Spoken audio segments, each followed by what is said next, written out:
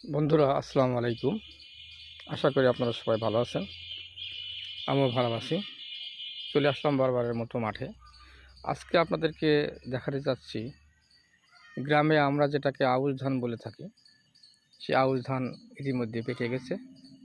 এখান থেকে বীজ তৈরি হবে আগামী ইরি ব্লক বা ব্লকে ধান উৎপন্ন করার জন্য। দেখছেন, আপনারা দেখতে পাচ্ছেন শিশির উপরে, ধানের শীষের উপরে শিশির পড়ছে, ধানের পাতার উপরে শিশির পড়ছে, তারপরে ঝলমলে রোদ পড়ছে।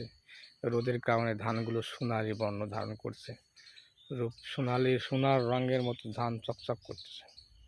দেখছেন, আপনারা দেখেন কত সুন্দর ধান। কৃষকের মুখে হাসি আসবে যখন এই ধান সুন্দরভাবে ঘরে তুলতে পারবে। তো সবাই দোয়া করবেন যেন কৃষকরা সুন্দরভাবে মাঠে তার ধানগুলো ঘরে তুলতে পারে। সে তৌফিক যেন আল্লাহ সবাইকে এনায়েত করে, এই দোয়া আপনারা করবেন। সবাইকে আল্লাহ হাফেজ, ভালো থাকবেন।